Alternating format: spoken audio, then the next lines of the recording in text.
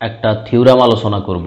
অত্যন্ত গুরুত্বপূর্ণ এবং পরীক্ষায় আসে, এবং এই থিওরাম ছাড়া আমরা কোনো গাণিতিক প্রবলেম ম্যাক্সিমামগুলোই সলভ করতে পারবো না। ঠিক আছে, তো আসো আমরা আলোচনা শুরু করে দিই। প্রথমত দেখো, যদি থিওরামটা হলো, যদি function of x equal two a0/2 plus summation n equal to 1 to infinity an cos nx plus bn sin nx হয়, তবে দেখাও যে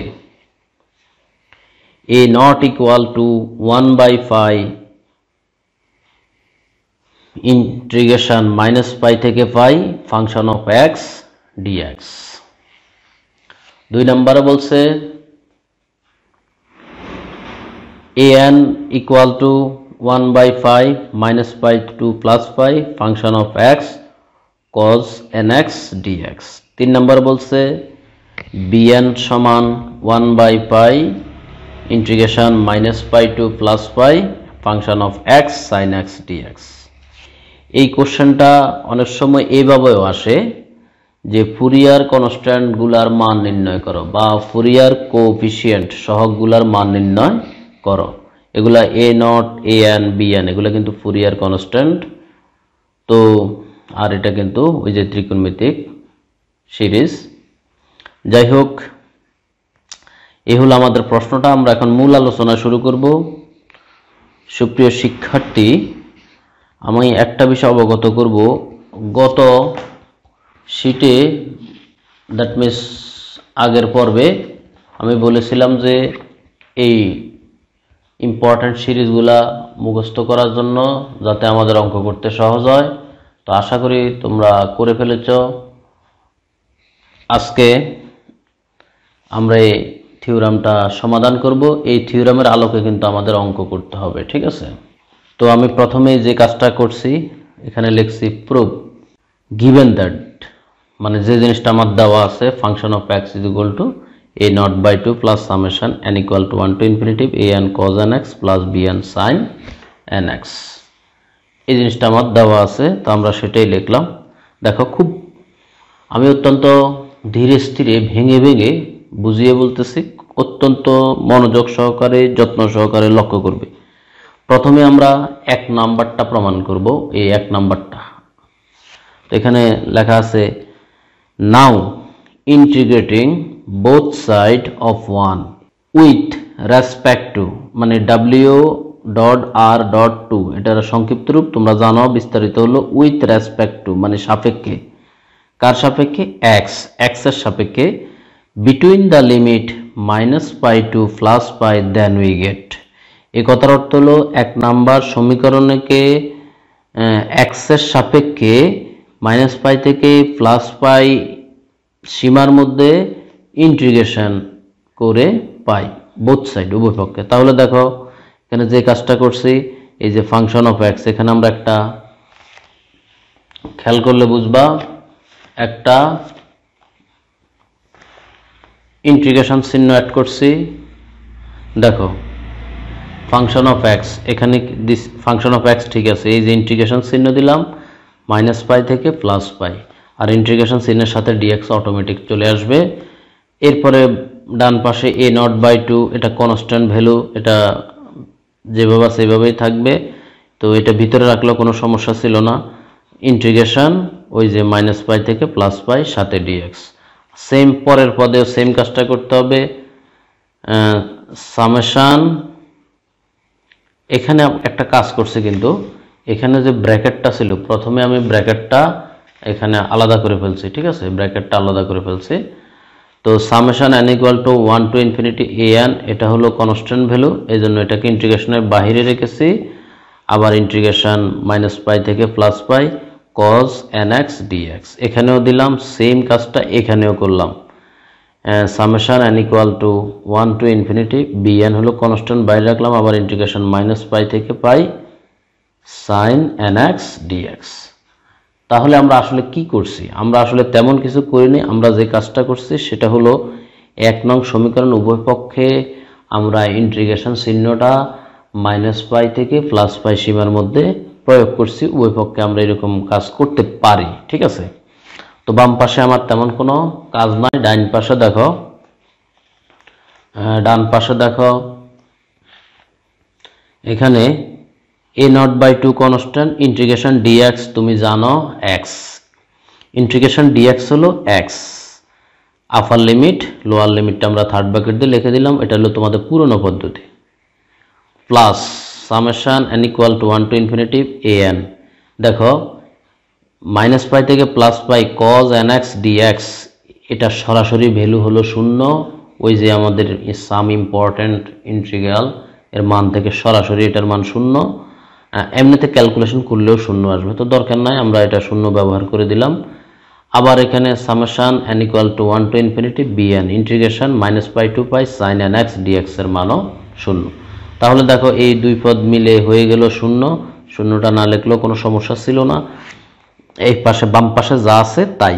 এখানে একটু লাইন সংক্ষেপ করা হলো। দেখো আমরা একটা কাজ করি, এই a0/2 এখানে x π থেকে -π, হ্যাঁ, π থেকে -π, তাহলে a0/2 এখানে x এর লিমিট হলো তোমার upper limit π minus lower limit. আমি এখানে একটু দেখাই দিতেছি, ভবিষ্যতে দেখাবো না। তো সূত্রের মাইনাস লোয়ার লিমিটের জায়গায় -π, তাহলে a0/2 মাইনাস প্লাস π, তাহলে a0/2 π হলো 2π, ঠিক আছে, 2 কাটা থাকে a0π।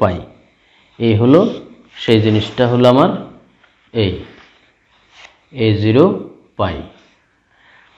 এখন এই বাম পাশটা আমি ডান পাশে নিয়ে গেলাম, আর a0π কে বাম পাশে রাখলাম, সেখান থেকে পাইটা আছে এখান দিয়ে বসালে হবে তোমার গুণ, এখান দিয়ে তো সে 0-র সাথে পাইটা ছিল গুণে, এদিকে একবার এক লাইন সংক্ষেপ করে ভাগে নিয়ে গেছে। দ্যাট মিনস এই নটের মান আসলো 1/π -π থেকে ইন্টিগ্রেশন -π থেকে +π ফাংশন অফ x dx।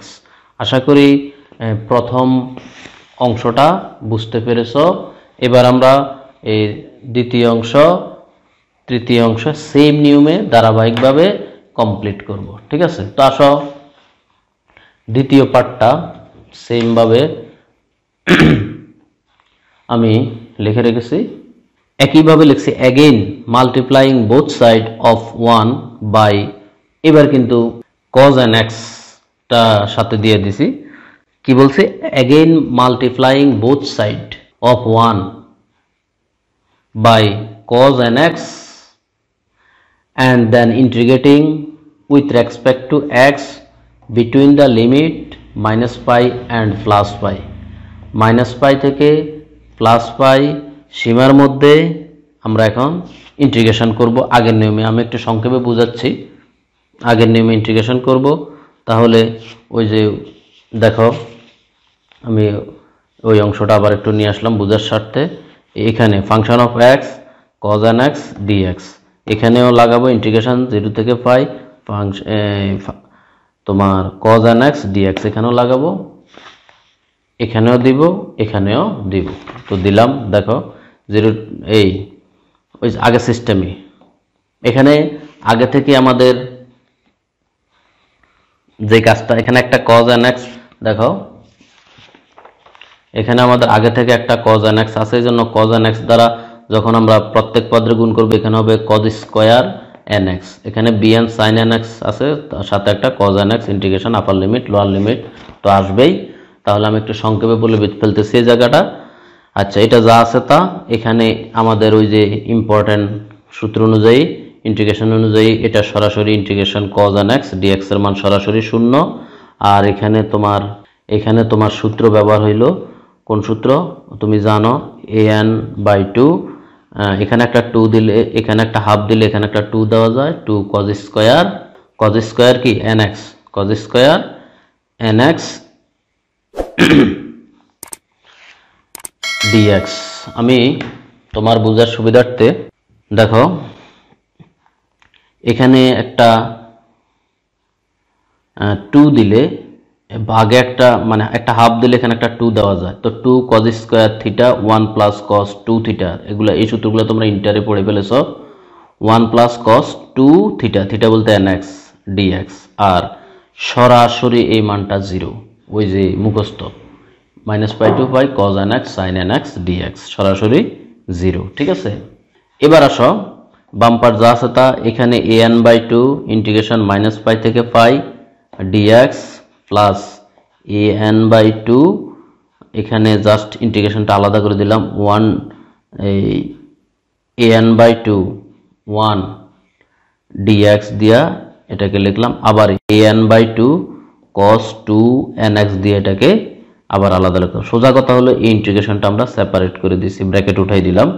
এবার দেখো an/2 আর ওই আগের মতো dx হলো x আপার limit lower limit plus an/2 একেবারে সরাসরি ইন্টিগ্রেশনের সূত্র, ওই মূল ইন্টারমিডিয়েটের সূত্র আর কি, cos mx dx। তুমি সূত্র পড়েছো ইন্টারমিডিয়েটে cos mx dx, m বলতে এখানে 2n, m বলতে এখানে আমি একটু দেখাই, সূত্রটা পড়ছিল এরকম, ইন্টিগ্রেশন cos mx dx সমান সমান sin এ constant mx by m plus c, এই সূত্রের প্রয়োগ। তো সরাসরি এখানে m বলতে হলো 2n, m বলতে হলো এখানে 2n। ঠিক আছে, m বলতে হলো 2n, তাহলে sin 2nx by 2n upper limit. তো আগের মতোই এখানে এই যে x এর জায়গায় আপার লিমিট মাইনাস x এর জায়গায় লোয়ার লিমিট, এগুলো তো তুমি ছোটবেলায় শিখে ফেলেছো আর কি। আচ্ছা, এখানে আমি কিছু জিনিস সংক্ষেপ করছি, কিছু জিনিস সংক্ষেপ করলে সহজ হয়, আবার অনেক সময় বিস্তারিত লিখলে সহজ হয়, যখন যেটা হয় আমি সেটাই করছি। এখানে sin 2nx মানে sin 2n, x এর জায়গায় যদি আমি পাই বসাই মানে 180 ডিগ্রি বসাই, sin 2nx x এর জায়গায় যদি আমি পাই বসাই, n এর মান যাই হোক, তখন ধরো n এর মান যদি তুমি 1 হয়, sin 2π এর মান 0, sin x এর মান যদি 2 হয়, 2 × 4, 4π এর মান 0, দ্যাট মিনস sin 2nx এর x এর জায়গায় পাই বসালেও এটা 0 আসে, -π বসালেও 0 আসে, এই জন্য এখানে আমরা আর কিছুই বসালাম না, দ্যাট মিনস আমরা সরাসরি শূন্যটা লিখে দিলাম, আর বাকি এই অংশটা রয়ে গেল। তাহলে an/2, আর এখানে ওই একটু আগে ক্যালকুলেশনটা একবার করছিলাম, মাইনাস মাইনাসে প্লাস, পাই পাইয়ে 2π, তাহলে এটা যা আছে এই বাম্পার যা আছে তা ডান পাশে আমরা লিখলাম 2 কাটা পাই ইন্টু an, তাহলে আমরা ঘুরে লিখলে পাই ইন্টু an বামে গেলে an ইজ ইকুয়াল টু, পাইটাকে বাম পাশ থেকে ঘুরে আনলে 1/π মানে ছোটবেলার ক্যালকুলেশন, আর -π থেকে pi function of x cos nx dx। তাহলে আমরা an এর মানটাও নির্ণয় করে ফেললাম, এবার আমরা নির্ণয় করব হলো bn এর মান। ওকে, আমরা মূলত প্রথম দুই পার্ট প্রমাণ করে ফেলছি, আমরা এখন এই যে 3 নম্বর পার্টটা প্রমাণ করব। ঠিক আছে, এই যে 3 নম্বর পার্ট, bn সমান সমান 1/π integration -π to π function of x sin x dx। তোমাদের প্রথম দুই পার্ট ভালো করে বোঝার স্বার্থে আমি তৃতীয় পার্টটা খাতায় করে একটু বুঝিয়ে দিতেছি। হ্যাঁ, তো দেখো এখানে কি লেখা আছে,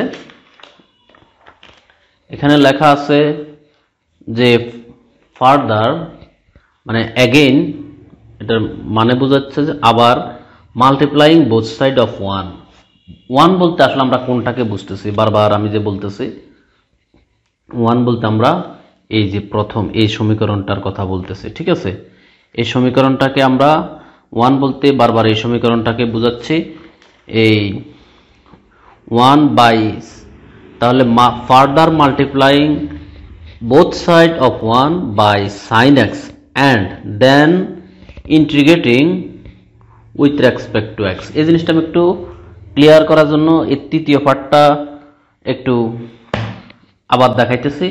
ধরো আমার এই দেখো, আমি দেখে দেখে 1 নং সমীকরণটা লিখতেছি, function of x equal to a nought by 2 plus summation n equal to 1 to infinity an cos nx plus summation n equal to 1 to infinity bn sin nx। এখন তোমাদের বুঝার স্বার্থে আমি আরেকটা কালার দিয়ে যে জিনিসটা আমি গুণ করছি সেটা একটু ক্লিয়ার করতেছি।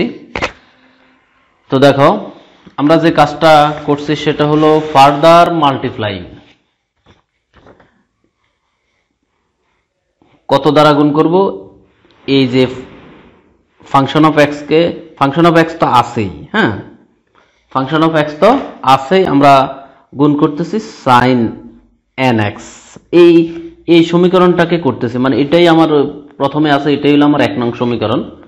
তার একটু নিচে লিখি, আমার আছে ফাংশন অফ এক্স, আমি এটাকে গুণ করতেছি সাইন এন এক্স দ্বারা। আর ইন্টিগ্রেশন এই যে লোয়ার লিমিট হলো পাই, আপার লিমিট হলো প্লাস পাই, লোয়ার লিমিট হলো মাইনাস পাই। আর ইন্টিগ্রেশন চিহ্ন দিলে সাথে একটা ডিএক্স ফ্রি, এটা সব সময় থাকবে। এবার এই পদের সাথে একটা sin x গুণ করব, এই পদের সাথে একটা sin x গুণ করব, এই পদের সাথেও একটা sin x গুণ করব। কথা বুঝে নিবে কিন্তু। এখন কথা হলো a0/2 এটা একটা কনস্ট্যান্ট সংখ্যা, এটা আমরা ইন্টিগ্রেশনের বাইরে রাখলে আমাদের কোনো গুণা হবে না। তো মাইনাস পাই প্লাস পাই, ওই যে sin nx আর dx তো আসছেই, প্লাস খেয়াল করো প্লাস আবারও তোমার এখানে আছে an কনস্ট্যান্ট, আর ইন্টিগ্রেশন আর সামেশন কিন্তু সমতুল্য, এই জন্য সামেশন চিহ্নটা এখানে আমরা দিই নাই, আর ইচ্ছা করলে দিতে পারি, দিই নাই আর কি, দিলেও ইচ্ছা না দিলেও ইচ্ছা, এতে তেমন কোনো অঙ্কে এফেক্ট আসবে না। তো যাই হোক an integration minus pi plus পাই, তোমার এখানে cos nx আগে থেকে আছে, দেখো cos nx আগে থেকে আছে, আমরা গুণ করতেছি sin nx দ্বারা সাথে dx প্লাস আবার এখানে bn কনস্ট্যান্ট, bnটা বাইরে রাখলাম, মাইনাস পাই থেকে প্লাস পাই, সামেশন এই চিহ্নগুলো দিলেও চলবে না দিলেও চলবে, কারণ এগুলা অঙ্কে তেমন কোনো এফেক্ট আসে না, মানে সামেশনটাই কিন্তু ইন্টিগ্রেশন, কথা বুঝছো? তাহলে এখানে একটা sin nx আছে, আমরা আবার আরেকটা sin nx দ্বারা গুণ করতেছি, এই জন্য এটা হবে sin স্কয়ার nx dx। আশা করি বুঝতে পেরেছ। এবার আসো সরাসরি সূত্র হিসাবে আমরা যে কাজটা করি, এই মানটা ওই যে আমাদের প্রথম দিকের আলোচনা অনুযায়ী সরাসরি এই ইন্টিগ্রেশনের মানটা 0, তো 0 দ্বারা কোনো কিছুকে গুণ করলে তার মান দাঁড়াইতেছে 0। কত চমৎকার। প্লাস আবার আমাদের ওই আলোচনা অনুযায়ী, আমাদের ওই সূত্র অনুযায়ী এই ইন্টিগ্রেশনের মানটাও 0, প্রথম দিকে আমরা এগুলো পড়ে এসেছি 0 প্লাস bn। এখানে যে কাজটা করছি আগের পার্টে এরকম একটা কাজ ছিল, আমি তখন বিস্তারিত বলি না, এখন বলতেছি।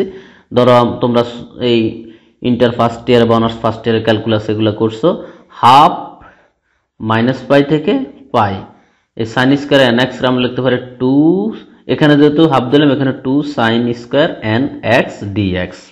তারপরে এইগুলা তো তোমার সব জিরো, এখানে থাকে শুধু, এখানে থাকে কি শুধু আমাদের bn/2, আর এখানে আমরা মাইনাস পাই থেকে পাই 2 sin স্কয়ার nx হলো মানে 2 sin স্কয়ার থিটা, এটাকে যদি আমরা থিটা বলি, 2 sin square theta, 2 sin square theta হলো 1 মাইনাস cos 2 থিটা মানে nx, সাথে dx তো আছেই। এখন আসো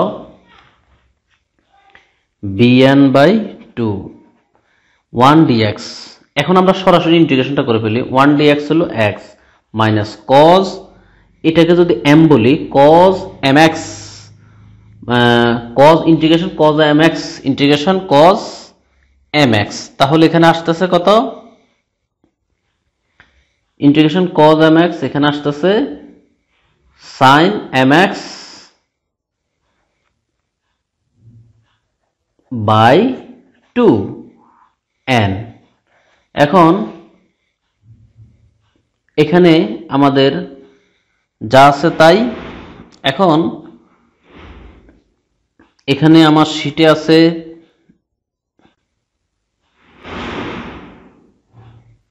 sin 2nx, আমার শীটে আছে এখানে প্লাস, তা এখানে কিন্তু আমি দেখতেছি আসতেছে মাইনাস, কারণ ইন্টিগ্রেশন cos x এর ডিফারেন্সিয়াল হলো sin x। এখানে এটা মাইনাসই থাকবে, কিন্তু আমার শীটে ভুলে প্লাস আছে, এটা মাইনাসই থাকবে। আমি যেটা বলতেছি যে শীটের কথা বলতেছি, এখানে আমাদের এটা একটু কারেকশন করতে হবে, এটা হবে মাইনাস, ঠিক আছে, এটা হবে মাইনাস। এখন দেখো, আর আপার লিমিট লোয়ার লিমিটটা আর বাদ দেওয়া যাবে না, ওটা তো আছেই, পাই থেকে মাইনাস পাই। ওকে, অঙ্কটা একটু বড় আর কি, একটু আমি ভেঙে ভেঙে বলতেছি তো। তাহলে bn/2, এখানে হলো bn/2, আর এখানে আপার লিমিট হলো x এর মান পাই, এখানে মাইনাস, এখানে আবার মাইনাস, আবার lower limit minus plus pi. আর sin 2nx যেহেতু আছে, এখানে n এর মান যাই হোক, x এর মানটা পাই বসালে sin 2n পাই এর মান 0, আবার এখানে মাইনাস দিলেও 0, দ্যাট মিনস এই পার্টটা পাই এর মানটা প্লাস পাই দিলেও 0 আসবে, মাইনাস পাই দিলেও 0 আসবে, এখানে এই জন্য শেষ হয়ে যায়। তাহলে bn/2 এখানে আসতেছে 2 পাই, 2 কাটা পাই bn, আমার ফলাফলটা আসলো পাই bn। এই দেখো, আমি কিন্তু এই জায়গায় চলে আসছি। এখন এটা কার মান?